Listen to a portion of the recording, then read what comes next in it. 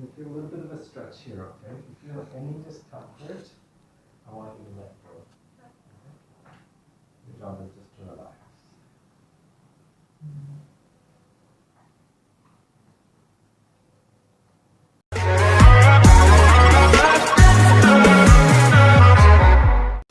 Good morning! So, welcome back again to my channel. So, for today's vlog is naka-schedule kami ngayon sa chiropractor. Siya lang pala, si Shalom lang. So, pupunta kami ngayon ng clinic para sa kanyang chiropractic adjustment. So, naka-schedule kami ngayon. Naghahanda lang kami para mamaya alis na rin kami. So, guys, stay tuned and papakita ko sa inyo mamaya yung process ng gagawin kay Shalom. Pagbabali-bali yung buto niya. So matagal niya ng matagal mo ng plano na magpa-chiropractor. Yung nga lang medyo natatakot siya kasi nung pag nanon. Totoo naman Hindi ako natatakot. Wala kasi pag pinapanood niyo yung mga video about sa process na yon, talagang yung binabali-bali yung buto, tumutunog-tunog yung mga so yung kasi lagi sumasakit yung likod niya. So eto, nakapag-decide na siya sa wakas. Ready lang kami, mamaya pupunta na kami doon. Stay tuned. Apakalayo naman pala. From Riga to First Abu Dhabi Bank siguro 9 station yung dinaanan ng metro. So dito na kami, nag-taxi na kami, papunta namin sa may clinic mismo. Pakainit. Akala ko pagbaba ng metro malapit lang dito eh. Okay ka lang, babe? Anong nararamdaman mo? Kinakabahan ka? Excited. Bakit ka excited? Hindi ka natatakot? Hindi na. Na-try na ako.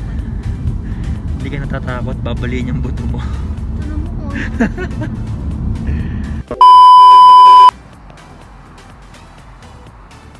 So yan, dito na kami.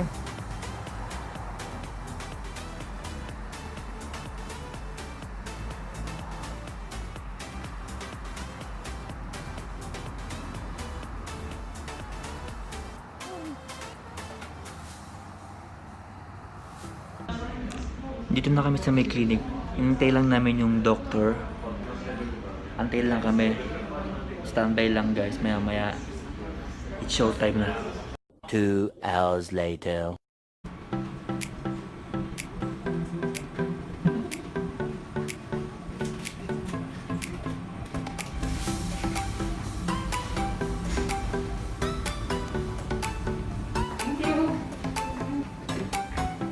Sorry na guys.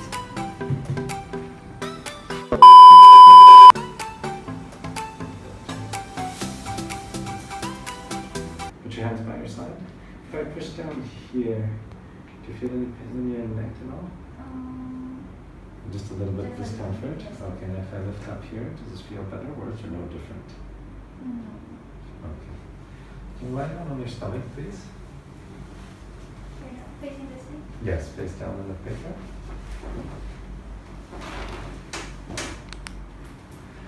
Good. And just relax. Elbows a little bit forward, this one.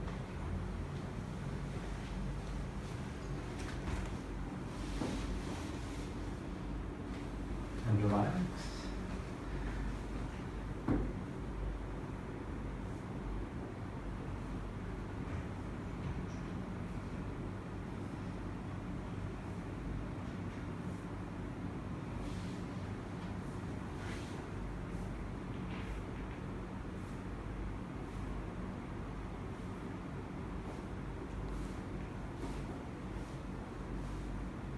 I'm going to start moving these joints around a little bit, Shalom, and as I do it, you can hear some clicking sounds, okay? Is it painful? No, it's not. The only discomfort that you normally would feel is just the pressure of my hand. Otherwise, it's a piece of cake. Just relax. Just want to loosen up your upper back before we start some manipulation.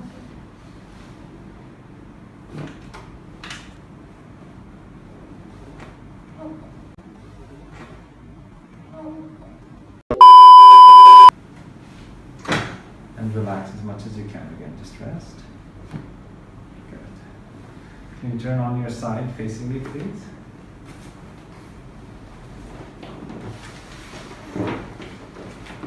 I got you. Just relax, okay? Put this hand here. Just completely relax. I got you. Had a little intermission there. So, yan na. Had a little bit of camera technical talk. Ready ka na, baby?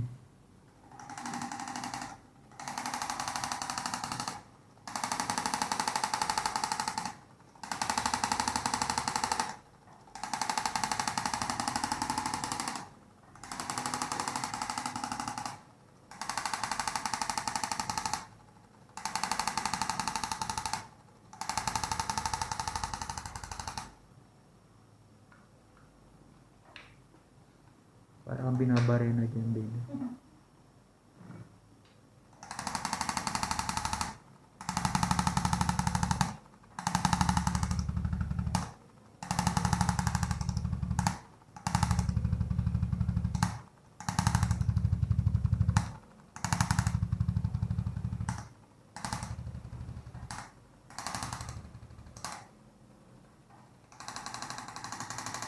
Sarap.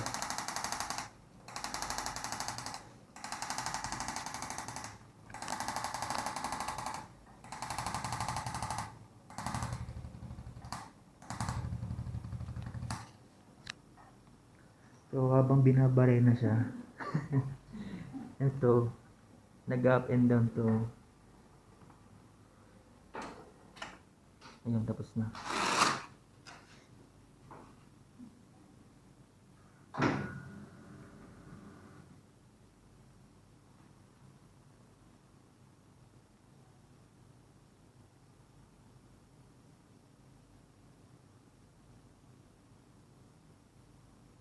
From using a computer or a telephone, writing or reading, you pull onto this muscle. And this muscle starts tearing at the insertion site. And as it tears, of course, it recovers and heals, but it forms a scar tissue. And this scar tissue, over time, it's also called fibrotic tissue. Maybe it's because of my vision. Can you turn on your back? Pardon me? Sorry. Yeah, so as you're sitting on the chair, I'm assuming in front of the computer.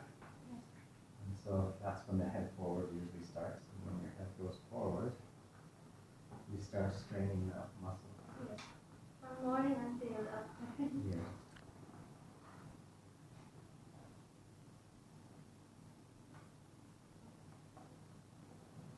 Can you turn on your side and stand up, please? Yes. Good. There's your first adjustment. Very good. Yeah. Just have a seat for a moment.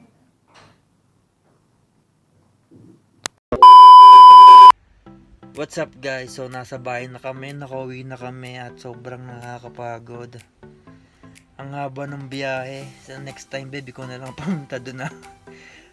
Kailangan pa namin bumalik kasi meron pang 5 sessions. Kala namin, yun na yun mismo lahat-lahat. So yun na guys, nakikita nyo, napanood nyo kung paano bali-baliin yung buto ni Shalom kanina. Kung paano barinahin yung likod niya kanina. So ayan siya ngayon. Oh, lanto tayo. Ang sakit pa rin daw ng likod niya, hindi naman agad-agad gagaling yun eh. Si Doctor pala isang chiropractor, tama na babe, no? Chiropractor. So yung mga nag-aayos ng mga nag-a-adjust ng mga dislocate na buto-buto sa likod, sa leeg. Yan nga yung ginawa ko sa Shalom kanina. Mukha na daw siyang aso. Yung aso sa may kotse. Yung gumagang ganun yung ulo. Loko. So ayun guys, salamat at kung nag-enjoy kayo, huwag niyong kalimutang i-like and share this video. At kung hindi ka pa nakapag-subscribe, baka naman, no? Hanggang sa muli guys, hanggang dito na lang and goodbye!